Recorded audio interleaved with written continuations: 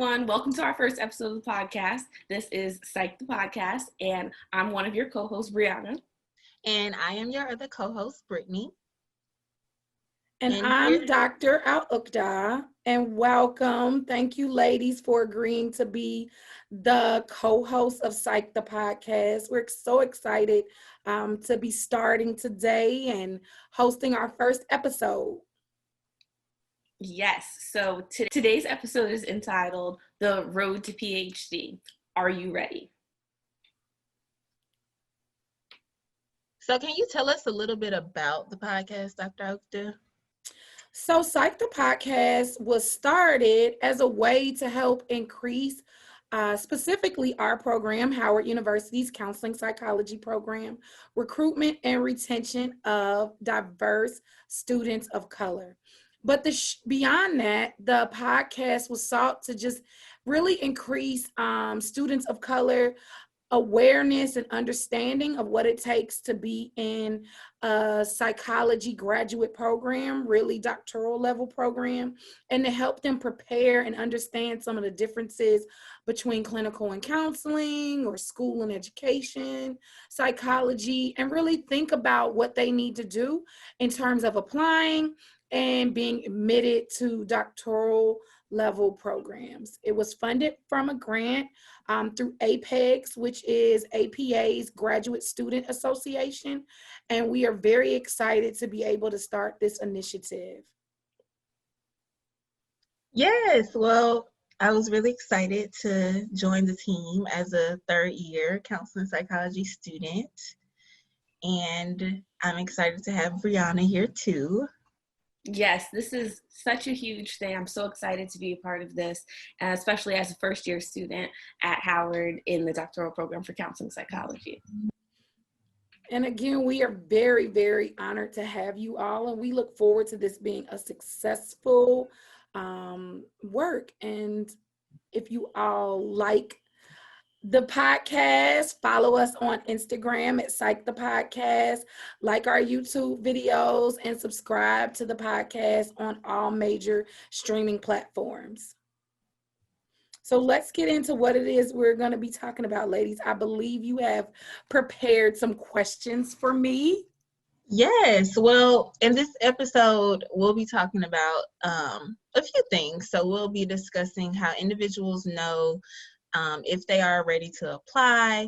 We'll kind of talk about how people can prepare throughout an undergraduate or master's program. And then we'll also be doing a little bit of differentiating between programs, like you mentioned earlier, clinical and counseling and PsyD, PhD, those kind of things. So the first question that we have for you is, what makes for a good applicant? All right, so it is definitely October and it is application season. So I have been receiving a lot of emails from students interested in our program at Howard University, as well as just curious about other programs or entering the field of psychology in terms of graduate work. And I think the first thing for a good applicant is that you have to be willing to meet the application requirements. So in order to be willing to meet the application requirements, you need to be aware of what the application requirements are for the programs you're interested in. It may sound silly, but I get a lot of emails from people asking, well, I already have this degree. Do I still need to do this? Well, I went to this school already, and do I still need to do this? I took a GRE 20 years ago. Do I still need to take a GRE score? If you are not willing to meet the basic requirements that a school outlines in terms of the application, you might not be ready. It's very important for students to understand that psychology programs are very highly sought after. And if you are applying to an accredited program, that means that that program has a lot of reporting data that they have to do. And they have to establish that they are selecting quality students, that they have criteria that ensures that students are well prepared to meet the academic rigor. And so when students are asking about possibly bending requirements or lessening requirements, it doesn't speak to the faculty that you're ready or that you will be willing to meet the requirements of a student once enrolled. So make sure you know what the requirements are, make sure you're willing to do them, and then make sure that you have information that aligns to that, right? So if they're requiring a research statement, do you have research? Do you have an idea about what you're going to research or how you will put that together? If they're asking for autobiographical statement, do you know why you want to come to the program? Do you know why you're interested in the field? Those are all things that help you know if you're ready to apply to a graduate program. What are some things, Dr. Uqdah, that you see in either applications or even just people sending you emails before the application is due that makes them stand out? One of the things that I think helps students to stand out is that they have read the website, they have read faculty interests, faculty bios, they have read research, and they are genuinely speaking to why they feel like our program is a good fit for their career objectives. A lot of times we get a lot of generic emails like, oh, are you accepting someone to your research team? Which is great. That's a great question to ask, something to be curious about. But you also want to ensure that you are saying what you will bring to a research team and why you would make for a good person on so-and-so's faculty research team. And so those type of emails stand out beyond the students who are just asking about questions that can be found on the website. Right. That's extremely helpful. So a couple of takeaways I got from that is do your research, read all that's out there information on the program, and also do your research about the faculty to really make sure the program aligns for you. Would you agree with that, Brittany? Absolutely. Yeah. For my personal research into programs, I was looking at what other professors studied and how I could be beneficial to their program, and not necessarily who I would like to work with, but how I can also be an asset. So even, I guess, thinking of that, how should someone research programs, Dr. Uqdah? Well, I love Dr. Google. They have not yet paid us to promote them, but I will go ahead and do that. Google is a great way to begin to search for programs and search for information. I also think the American Psychological Association, APA, which is the professional organization for psychology, is a great way to begin to research programs. They list all of their accredited programs. They also have a wonderful site, again, under APEX, APA, graduate student, APAGS. They have a lot of different articles about how to research graduate programs, how to get mentors, how to sort of navigate graduate school once admitted. And so that's also another resource. Once you sort of determine location, the type of program that you want to be in, the type of research that you're looking at conducting, then you can sort of narrow the field a lot. Sometimes scholars or prospective applicants may not know the researchers, but one way to do that is to begin to look at published articles. Type in some of the keywords regarding the type of research or the type of clinical work that you would want to do, and then see who published articles related to that. Most journals make scholars put their affiliation, so what university they are at, and then you can see what university they are at, and you can then say, I love your work. I love what you publish. I love what you write about, and where are they? So that's another way to try to figure out programs as well.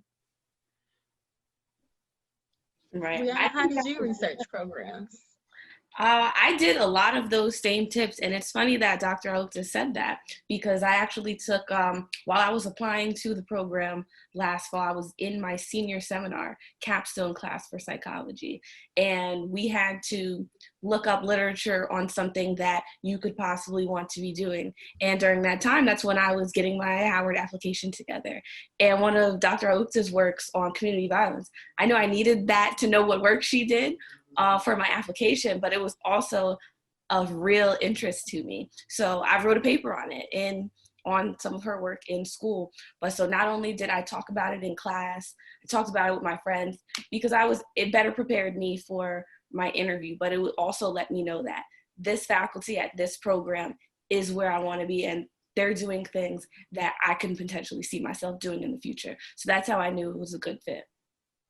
I just want to ask Brianna, was your senior capstone course, was it a mandatory course, or was it a course that you volunteered to take? It was mandatory. I was a double major in African American Studies and psychology, and I had to take a senior research capstone for both. So I would just say to anyone that's in an undergraduate program currently, if it's not mandatory for you to take a course that makes you write a paper or engage in some sort of research, and you are trying to get, or you think it's possible that you want to go to a graduate program, I would take that course, because you do want to have some experience engaging in the practice of research, especially if you're going to try to make the jump from undergraduate to graduate work, or go to a PhD program where it's heavily research oriented. Yes. So you can go ahead, Brittany. Okay. I was just going to ask, how do you see readiness in a student? Because, I mean, I came from a master's program. Brianna came from undergraduate. How did you see readiness in both of us as your advisees? Oh, well. Well, okay. So every program doesn't work the same. I will tell you that some of the top programs, they might not tell you this, but the reality is that they have a cutoff GRE score, and you have to make a specific GRE score, being in a specific percentile, in order to even make it to the table to be discussed. Not all programs have that standard, but a lot of programs do. We don't at Howard, but what we do look at is some of the broader package to be able to invite students to an interview. So, are you coming with a strong psychology background? We have just found within our program that if you're coming from a field where you just don't understand the fundamental theories of psychology, it's going to be hard for you to be successful. Every program wants to accept a student that they think will be successful in their program, that they think will fit with the students that are already there, that they think will align with the research that's being conducted within their program, and that they think will make for a good mentee, someone that they will advise. And so that will look different for every school. But for us at Howard, it really is, do they have a strong psychology background? Are they having either stronger grades? Like our GPAs are they're usually undergrad GPAs actually, I think, correlate more to success than master level grades. And really looking at some of those core undergraduate courses. So if you haven't taken abnormal psychology, did you do well in stats? We look at math course. We look at your personality course if you took a personality course in undergrad. We look at grades in terms of your development course if you took a developmental psychology course. We really look at your core psychology courses as well as courses that we believe align to possibly your writing ability. Then we look at your GRE, and we probably look most stringently at the writing score. While we look at the verbal and we look at the math, we really want to make sure that students are doing well in the GRE writing, because writing is such a big part of our doctoral program. And then we also look at what you say in your autobiographical sketch. If students share too much personal details in a way that it seems that they are coming to a psychology program in an effort not to be in therapy, right? Like they want to learn about therapy so they don't have to go to therapy for their own trauma. We wonder if there's going to be too much learning about themselves that interferes with their ability to learn how to work with others. I think that's probably the best way to phrase that. We want for students to have space and the emotional capacity to be able to learn how to engage in the work of a psychologist without their own experiences interfering with that.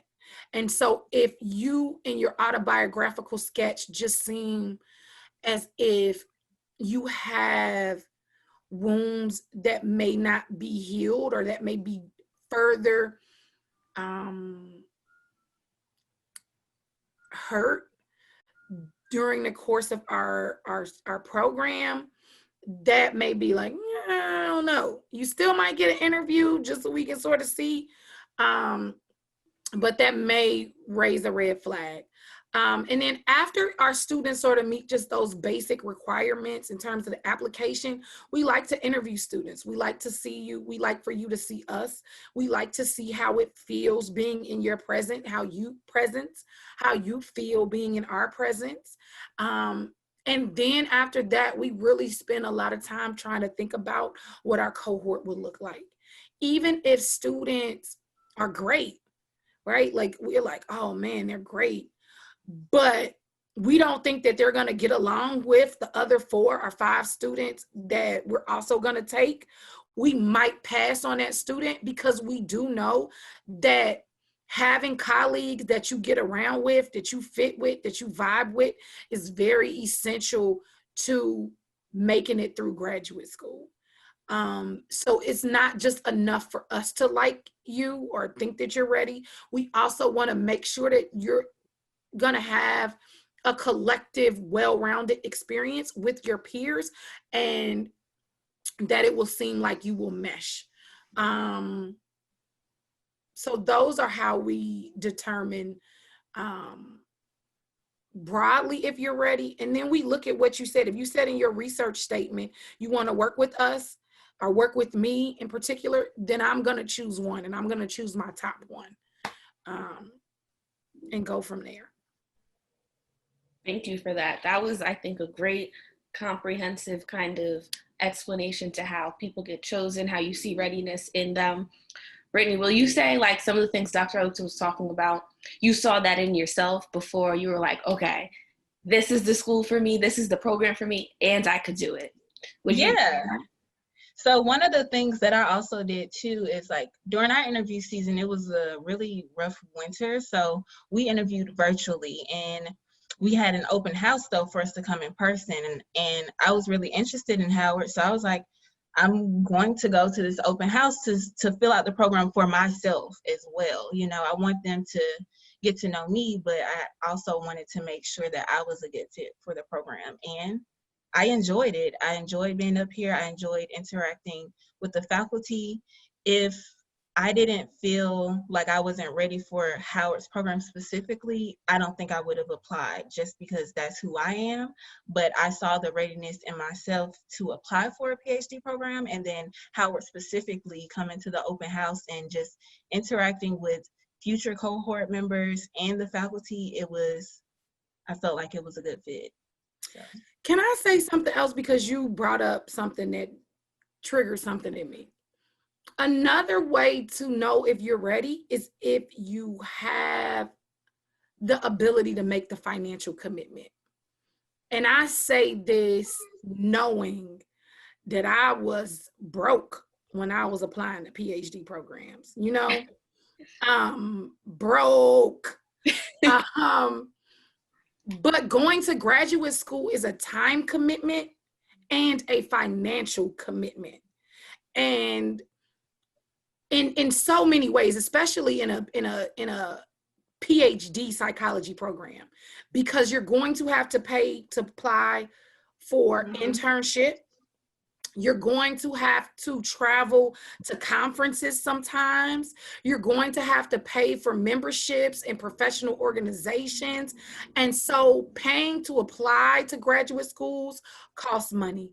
Flying to interviews, making sure you have a suit, staying overnight, those are all financial commitments that also indicate whether or not you're ready. And then you have to think about, how am I going to pay for graduate school? Very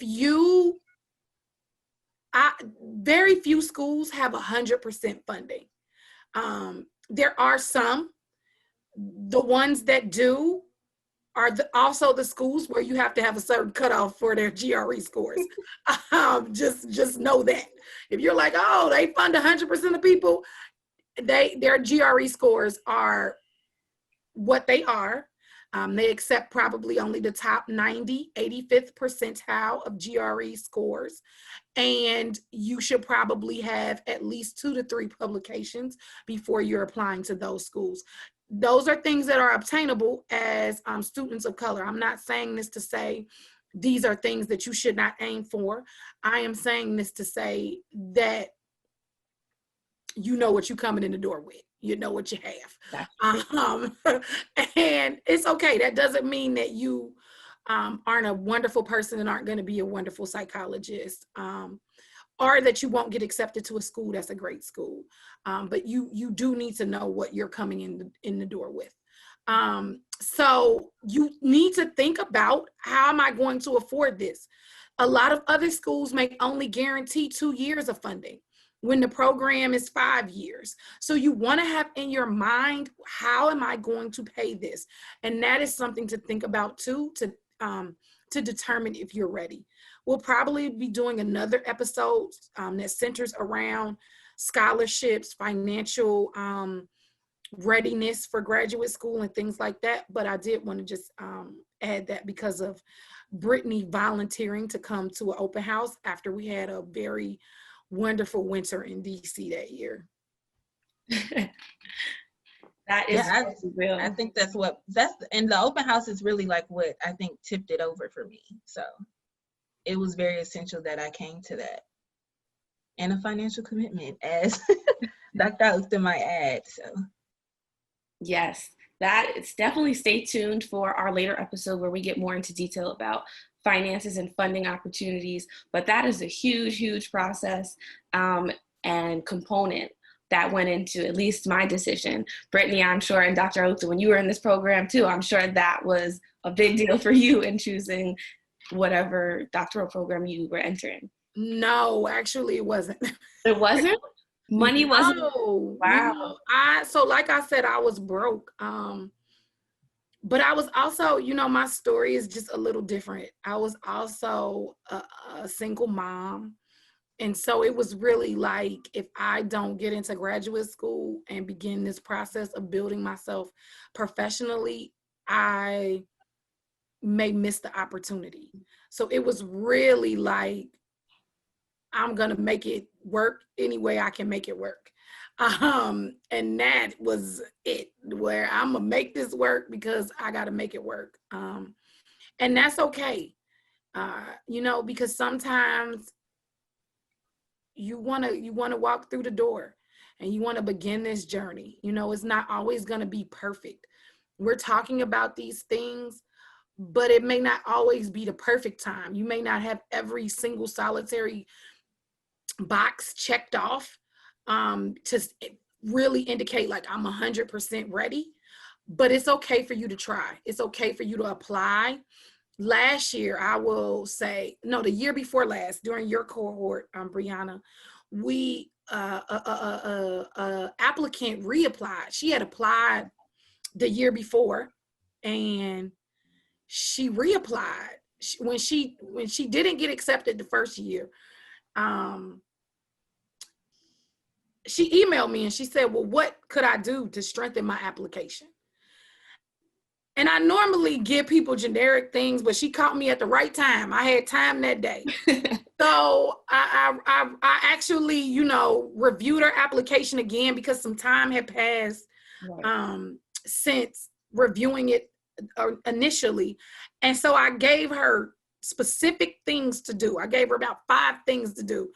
And so she reapplied the following year with your cohort. And then she told us in the interview that she did everything I told her to do, and she didn't get any interviews the first year when she had applied the first time.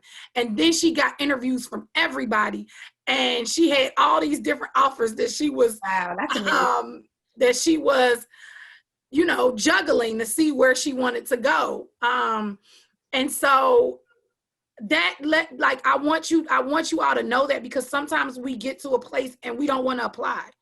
But sometimes applying and looking for feedback, if you don't get through the door, is the best way to actually figure out what it is that you need to do.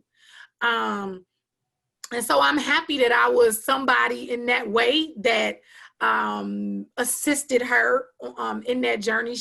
We made her an offer, but we didn't have any money yet. We hadn't got this grant that we got. Okay. So she went somewhere else for the money, which is perfectly fine and perfectly acceptable.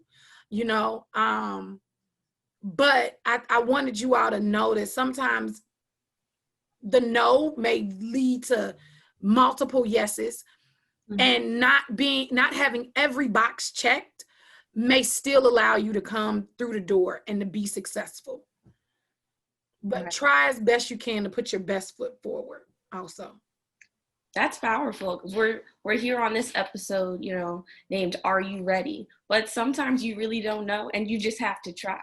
And like in that example right there, she was determined. She wanted to know what she can do differently to make it happen for herself, and she did. She was really determined, and she was really, once you decide that it is for you, you know, I'm a strong believer in that. Once you say, I am this, I don't believe people put, you know, we don't get messages on our heart anywhere, you know, so listen to it and follow through and gather the resources, gather the information, and take the feedback you receive seriously. I can't stress that enough. If you get feedback, take it seriously. Don't take it as, oh, they don't like me. Oh, they just want this.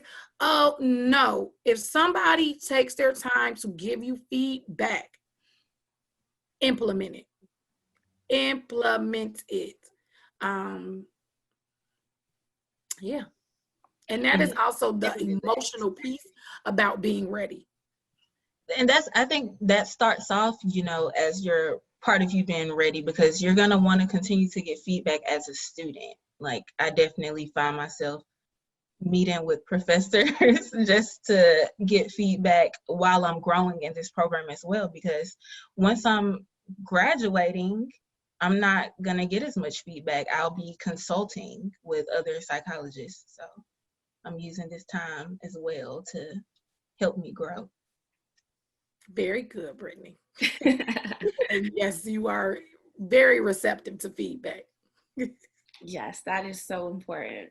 So for our either undergraduate or master's students listening, or people who are not in school right now, to get into the nitty-gritty of what this time of the year looked like for them in the application process, what are some of the things that you did, like whether it was writing out on an Excel document or anything like that, actually selecting or choosing different programs? What did that look like? So I will say for me, the first time I applied to graduate schools, I didn't get accepted to any. I interviewed at a lot of different places, didn't get accepted to any. And then I got some feedback, and they really said that my research didn't align to faculty interest. I also think my GRE scores weren't as high as they probably wanted. and I probably should have published something. Like, even though I had extensive research, some of the schools that I initially applied to were very high ranked programs, and I didn't know that you should be having a publication. So the second time, I really focused in on the type of research that I wanted to do. And I really focused in on the type of program that trained psychologists that looked like they were doing what I wanted to do. And then also I had a son at that time, so I looked at places that I thought would be conducive for my village. So I was also sort of landlocked because I wanted to go somewhere where I knew I would have support for my son. So those were like the criteria that made me focus on the programs. And then that was just 6. My second time around, I only applied to 6. I think my first time it was maybe 10, 11. So it was 6. And I didn't need a Excel sheet. I mean, it wasn't that many. I mean, I pretty much kept it together. It was just 6 of them. Okay. What about you, Brittany? I applied to 6 too, but I definitely had an Excel spreadsheet. But that I don't think it was mostly for me. It was also for my recommenders, because I sent it out to them so that they knew when to have letters in and sent reminders and all of that stuff. But I definitely did have an Excel spreadsheet for each program, the deadline, what they required, and making sure I was highlighting everything that was going in when it went in to the application. You're bringing up another good point. I don't know if this was supposed to be what we were talking about today, but some of you all are asking people to write you recommendations that you should not be asking.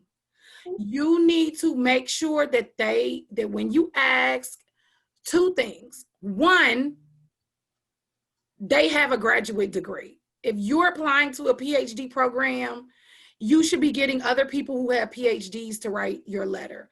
If you're applying to a PsyD program, at least one person should have a PsyD. So at least one recommender should have a PsyD, and the others can have PhDs, but they should just not be master level or non-master level people, because they need to speak about what they understand that graduate program is going to look like. You should not have people who are going to rate you as average. We look at the recommendations and they say average. Not applicable. I haven't seen the student's ability to do this. Wow. What do you want a program to do with that? So please make sure that you have people who are going to write a solid recommendation for you. And again, that speaks to your readiness, because everybody, to me, it's like, I say this, if you're hungry and you know where you want to eat, you done told 12 people, I want to go to this place today. I want to eat here. I want to eat here. Ooh, I want this so bad. That's the way you have to be about your career. I'm getting a PhD. I'm going to get a PsyD. I'm about to go to graduate school. Everybody should know that about you. Your teachers, your faculty, your supervisors at jobs, and they should be able to then say, well, you're going to be able to do this because I've now been assessing you as if you are somebody that's on that trajectory to do that. And so the recommender should be able to speak to that. I think at the very least, because that even makes me think of my interview day and my own cohort. The people who are in my cohort, they were telling everybody that Howard is the school for me. I know if you were within 10 feet and you were listening, I was telling you this is where I needed to be. I knew it. Just anybody who would listen. And I was building my network in such that it was some Howard alumni. It was a lot of people in psychology. It was a lot of people who wanted to help me get to where I was going and who could speak to that. But it's the same in my cohort. I think we were all very hungry, and this is where I need to be. Let me build a network. Let me do what I need to do so people can speak to that.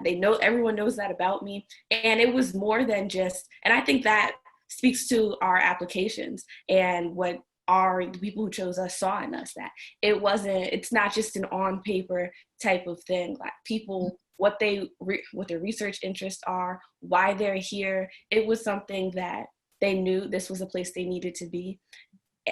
Their background, their history, what they've been doing to prepare for it speaks for it as well. And it's really, you can see it from the time I was in my interview, the people who are a little bit more like nonchalant, like, yeah, maybe this is a program for me, maybe not. They're not in my cohort. So, and that's not to say they're not happy elsewhere, but what's for you is for you, and you'll do what you need to do to get there. Agreed. And that is why we like to see you. Feel your energy. So, but for you come and feel the energy too. I mean, definitely come, because it's going to be your home away from home for the next 5 years for most programs. Definitely. I did want to touch on some important things when I was sitting down and gathering my list and organizing my thoughts about programs I was going to apply to. I looked at tuition costs, I looked at application dates, I looked at application requirements, and I set up an Excel sheet of when things are due, what are the important determining factors, and I set strict deadlines for myself to follow up, like with each program. I also made note of what the faculty research was doing and things like that. And it was just a good reference point. So if I talked to other, like my mentors and whatnot, and I was comparing programs, I had that right there for me. And it kept me on track during application process. Because if you let things get crazy, then it can kind of seem daunting and a lot of work, and like you don't have any direction in where you're going to go, and you may seem lost. So just keeping sometimes on hand. And my list got shorter. I started thinking I was going to go to 10 different programs, but I knew the one I wanted to be at, but I had to keep, options open. But by the time I seriously paid that money for the applications, it was 4 schools. I only applied to 4 schools. Yeah. That's why y'all are superstars, because y'all was making Excel spreadsheets. Maybe that's a newer thing. Now I'm going to be asking people on interviews, did you make an Excel spreadsheet? It might be. Simple. I don't remember if I did that for my master's, but PhD, yes. I needed to do that and look at how things were going. So how do you think, so I guess that's a question. How do you think having a master's prepared you for PhD work? Brianna, how was it for you coming straight from undergrad? Brittany, you go first. Well, with my master's, I think going to school again helped prepare me for the rigor that is in a PhD program, because, undergraduate is different from master's. Master's is different from my PhD. Like, it gets harder as I continue, but I think having that step in between made this transition even easier for me. And then in my master's program, I was able to do clinical work. So I already did research in undergraduate and in my master's, but I was also able to, see clients and know that I like doing that as well. So I can continue on a PhD route. So. Yes. So for me, coming from undergrad, I was concerned. I was nervous. I was scared. I was like, wow, this is going to be a completely different level of rigor. Am I prepared? But through talking to a lot of my mentors, I had discovered I have the research experience. The courses that I took in undergrad did prepare me. And Dr. Uqdah actually touched on that earlier. The classes like personality, psychopathology, things like that. A lot of it comes up in the classes I'm taking now. So, and it's extremely useful, especially as a first year here. A lot of what I was just taking, and it's fresh in my mind. I feel like that is one thing that I think is really useful coming out of undergraduate, and that I I like and appreciate. But yeah, that's definitely a big part. And I also have a lot of support in this program. So although I haven't done as much either clinical or research work as some of, you know, my colleagues or peers that have their masters or are LPCs and things of that nature, it's okay. We all bring different things to the table, and you get to learn from others. Some of my cohort members with their masters, sometimes they come to me and say, hey, I know you took this more recently, so can you like re-explain this theory or this, you know, like how did you learn it when you were in undergrad a couple of months ago? And I can ask them sometimes more real life situations of, yeah, when you're working with clients, how do you use this theory? So I think it's a great balance. But those are some of my experiences coming straight from an undergrad to this program. And I will say that that's sort of what when we say, I know we said it to you all, that we really look at the cohort, we really try to make sure it's a good fit, but that's some of our hope. You know, we want for there to be a cross-pollination between the cohort, for them to have different strengths, but that they will be able to work together and help each other out in that regard. We have found really that students want to learn the clinical skills maybe a little bit more. You know, I think that everybody is like, woo, you want to heal the world. But making sure that students, regardless of their master degree or undergraduate degree, are ready to take on that research endeavor is really, really, really important. Because there are just a lot of people out here doing clinical work now, period. And so I will tell people that too. If you are just coming to get a PhD just to do clinical work, okay, because I do think that the clinical training that you get in a doctoral program exceeds that you may get at a master's program. It does. Not that you cannot then be a good therapist as a master trained clinician. I don't want to put that out there because you can, but frequently you have to engage in more training once you've graduated. But through the PhD program, the clinical training is very robust and it's very intense. But if you only want to do clinical work, it might be cheaper to have a master's level and then get additional training on your own and to pay out of your pocket once you're under someone's supervision for 2 years or whatever. But if you are like, I really want to do clinical work and I want to tie that into research, or I know I want to also do clinical work and teach, you definitely want to say, I want to get a doctoral degree. Don't do it because you want someone to call you doctor. Don't do it because you just want to stunt on people. It's cheaper ways to stunt nowadays. I mean, it is just it's far cheaper to stunt in a lot of other ways than to have to go to a doctoral program to do that. So make sure that you're clear about your reasons for wanting to get a doctoral degree as well, because it's a commitment. It's a commitment like no other. I feel like the people that aren't sure don't make it through the program. So, I mean, I think you definitely need to know that, like, what you want to do, why you want to do it, because PhD programs will push you as they're supposed to. So, I will tell you, my second year in graduate school, a coworker, I was working at Howard in another department, doing something completely different, and the faculty, she was a faculty member, and she said, I didn't know you were getting your PhD. And I said, yes. And she said, everything will happen to you in graduate school. And I was like, Like, you know, like what's gonna happen to me? Like, you know, like I was like, man, I'm about to start seeing aliens or something. But so much happened to me in graduate school. It is really, you know, life happened. My mom passed.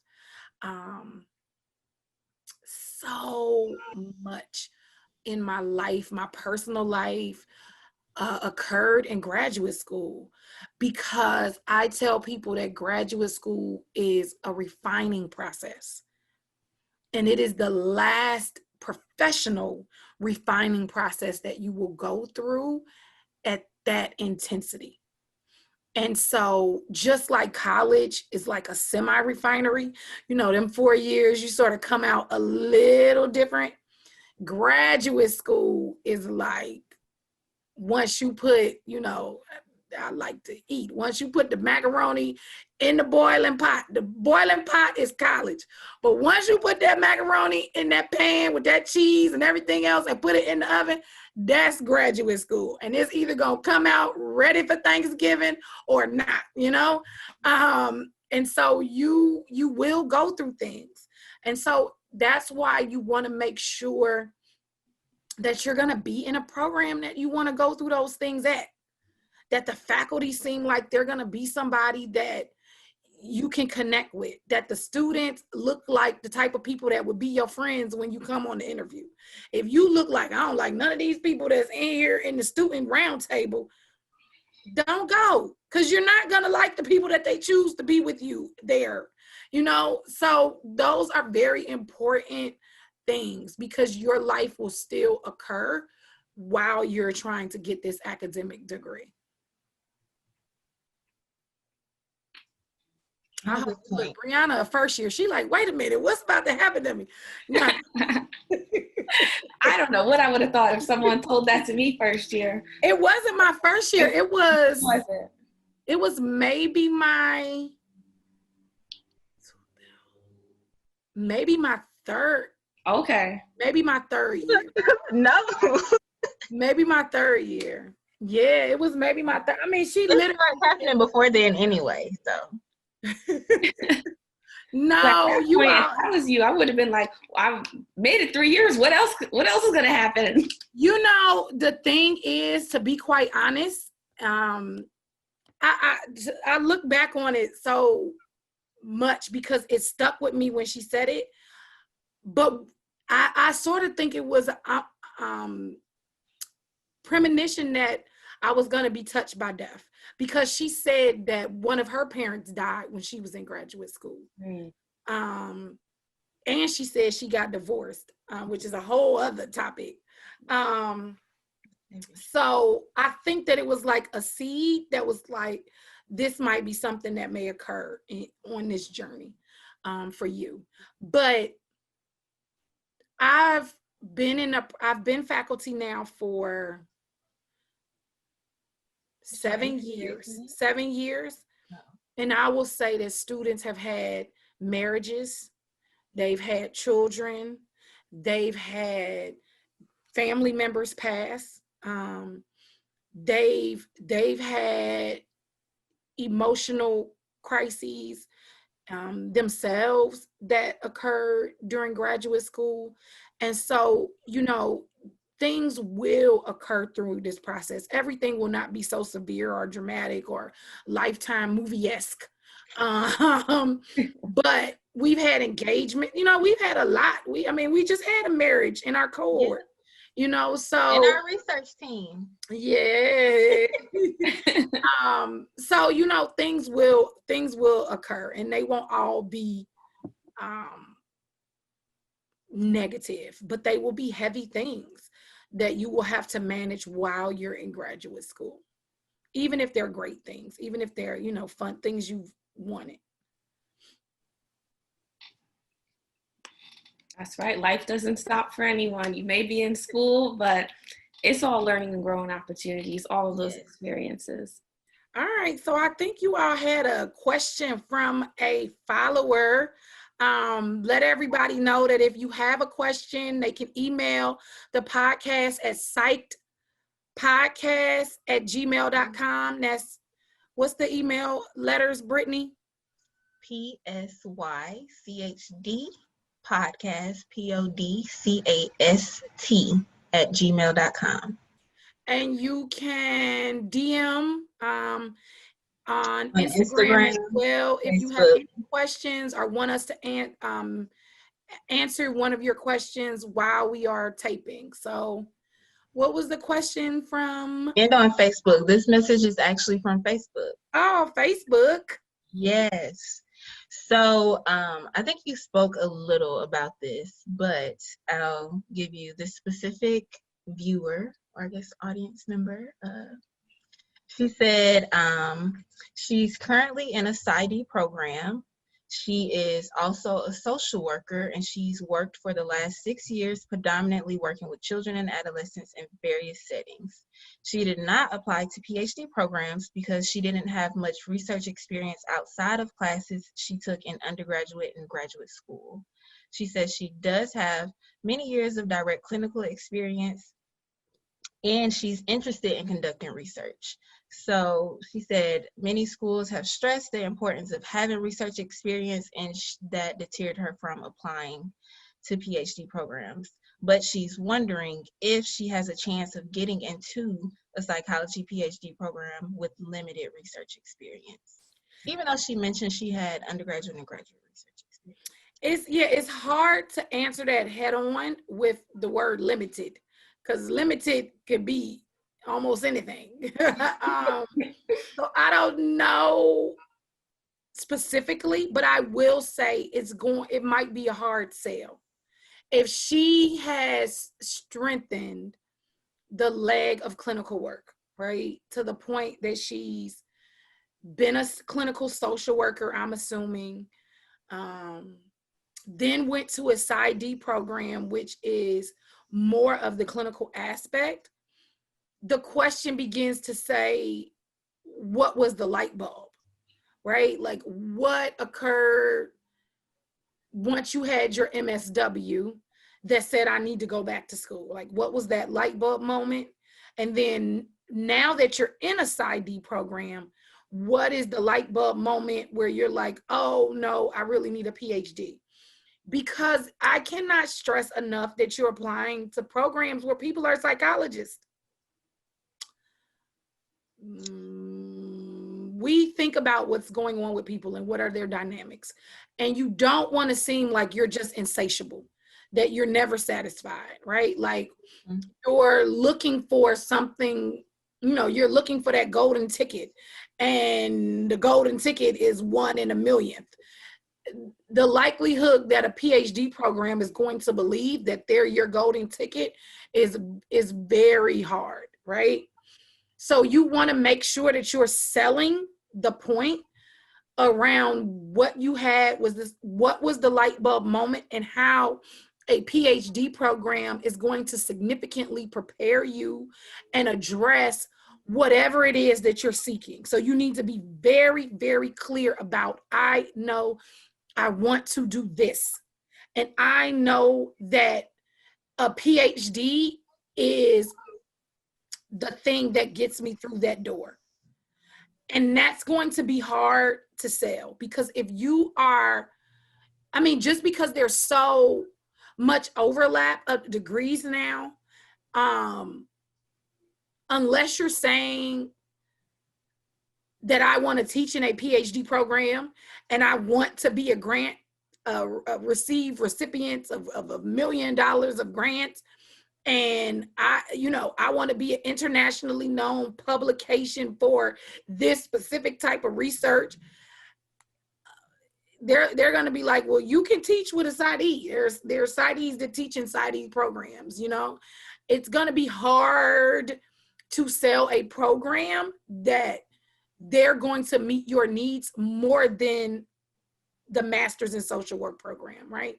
And more than the PsyD program that you're already in. So you want to think about that. And then you also want to make sure that you're not just bouncing around to different programs because you don't really know what you want to do. And you're like, Goldilocks. Let me sleep in this bed. Let me sleep in this bed. Well, let me try this bed and see if it's right. No.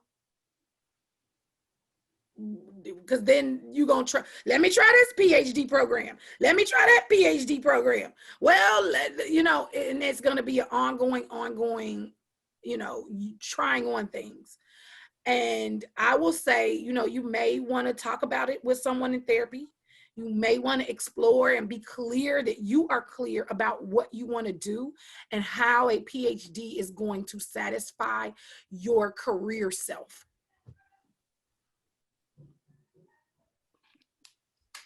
Does that answer the question? Yeah, It does. Is there anything that you all think the viewer or the audience member may want to hear from your perspective? Yeah, well, Brianna and I actually responded to her, but we're just, you know, announcing the kind of questions that come through on air. So we said,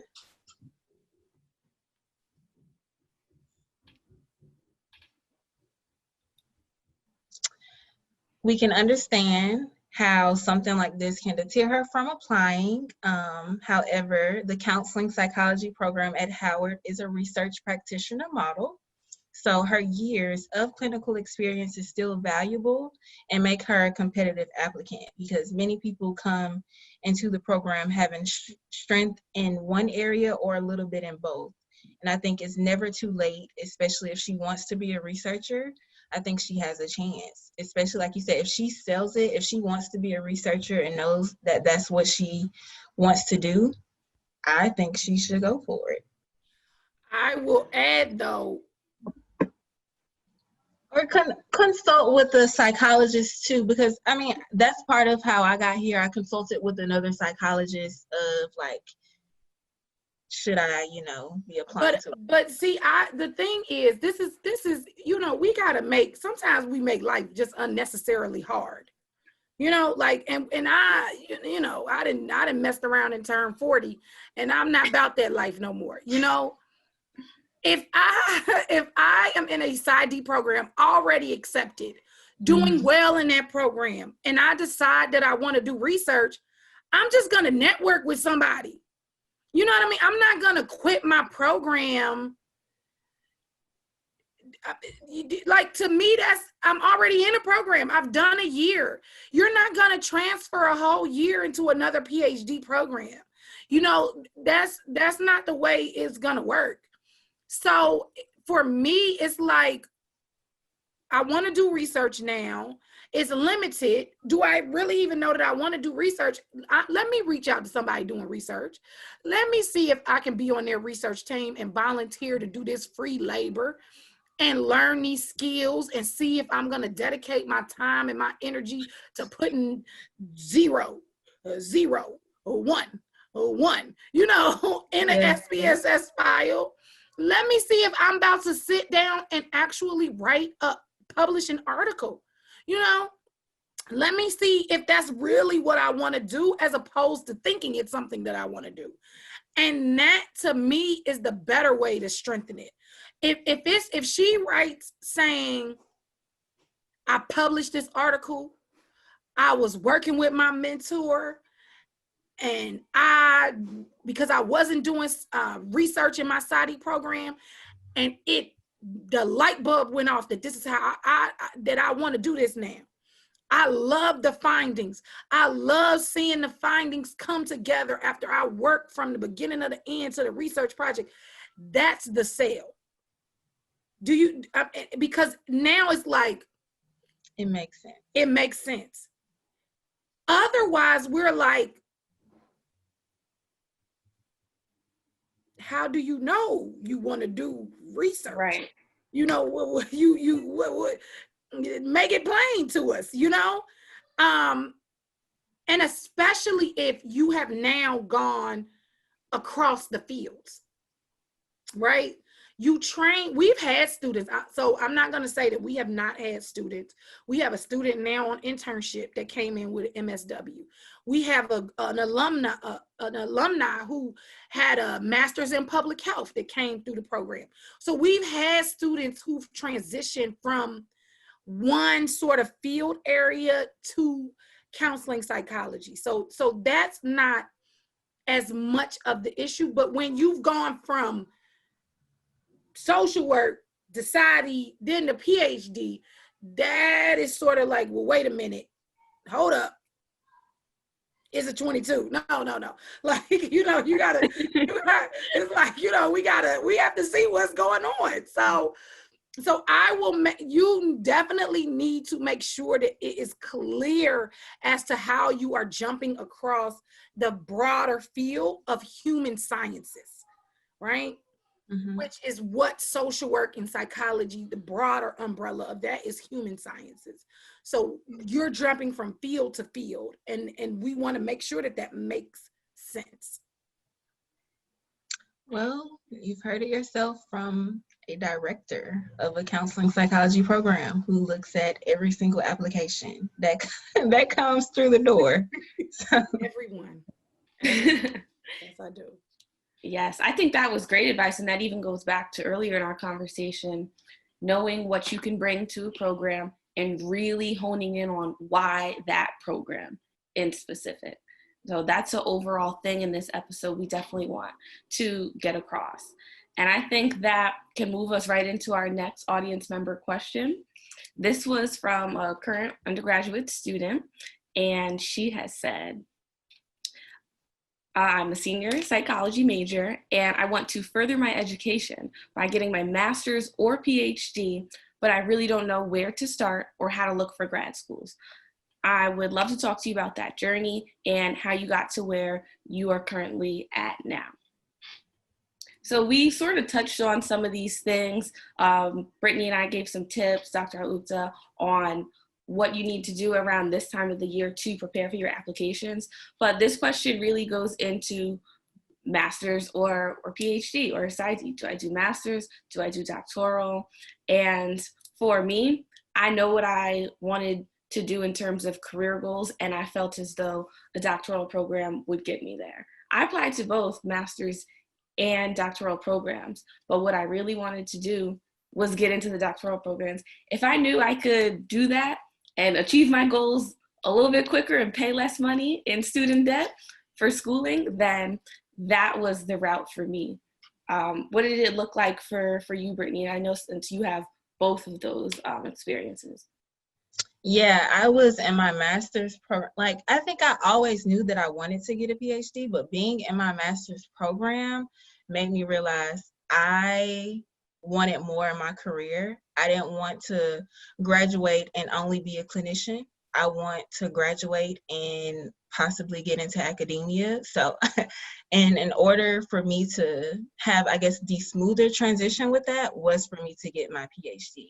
And I was willing to do that so that my career could look how I want it to look. I know I want flexibility. I want to be a professor. I want to be a clinician. And it is best starting, I think, with the PhD with that. I mean, you can do it with your master's. You could be an adjunct, but no, I want to be a full professor. So I came this route. So let me ask you all, Brianna, when in undergrad did you begin to start searching for graduate programs? Like, were you a senior, junior, sophomore? Where were you? So when I first knew that I wanted to go to a HBCU for graduate school was my sophomore year of college. So going into that spring semester, I started seriously looking at and considering programs. And junior year, I was introduced to different HBCU graduate school programs. And then ultimately, I discovered that I wanted Howard. But I also applied, like I said before, to some master's programs. But by this, I still was like, I don't know if I'll get in, but I'm going to try, and I'm going to fill out my application and make as many connections and talk to my mentors as much as I could. But I applied to both to give myself options, but I knew what I wanted to do coming out of undergrad was go into a doctoral program. So I will say that if you are in undergrad and you're a senior and you are just like, well, should I apply to PhD or master's? Apply to master's. You're at that point, you're a little late in the game. I had already started talking to my professors about my graduate school plans when I was a sophomore in college, honestly. If you're a junior, you can do some things. But if you're a senior, it's gonna be a hard jump because you're going to have to get that research experience. You're going to have to start studying and practicing for the GRE. You're going to have to get a lot of things together in order to get into a PhD psychology program if you've just made this decision as a senior. And so that's okay. That's what the master's is for. That's what it's for. It's for you to continue to learn about graduate work, for you to further your skills and preparation for the PhD work. If you just stumble upon it in your junior year, it's perfectly fine. It's perfectly fine. Don't get yourself worked up. Be like, I'm going to get this master's. I'm going to go to a program that will allow me to do some research and clinical, because I'm still debating. I'm on the fence of whether or not I also want to get my PhD. And then you can begin that process. So that's just what I would add as well. Yeah, I had that conversation with one of my mentors in my undergraduate, and she was like, master's or PhD? Well, it's too late for PhD, so we'll do master's. Like that's what that conversation looked like. So, and that's okay, because you're still here, right? I mean, so got here. And so sometimes, with the social media world, we see people running or doing things, and we like, oh, I need to catch up. What is your race? What's your journey? Is you the only one there? You the only one in the field. You the only one in the stadium. Nobody else is there. Okay, so don't worry about that. Stay focused on your path, your goals. It's many ways that many ways that people have gotten where it is that they want to go. You want to think about your way, and you want to be confident and get as many resources as you can to ensure that your way isn't the hardest way, but your way can be your way. We definitely agree with that. What's for you is for you, and you're running the race that is your life and nobody else's. All right, so is that it? Those are the questions? Yes, that is all the audience member questions for today. And I think that concludes our first episode of Psych the Podcast. Woo! If I had something that made some noise, I would be doing my horn. All right, so let them know again, drop where they can follow us at, drop where they can. Psych the Podcast for everything. Email, Instagram, Facebook, YouTube, everything is Psyched Podcast. Now spell it again just for the people. PSYCHD, no E, CHD Podcast, PODCAST. And we're hoping that we're going to get this editing together, so it's going to probably run across the bottom of the screen too. So you can look down below and follow us and do all of that wonderful stuff. Brittany and Brianna, B&B. You all did a great job. I'm so proud of you ladies, and I'm always so excited to see what else you have in store. Okay, so good work tonight, and take care. Thank you. Bye everybody. Bye.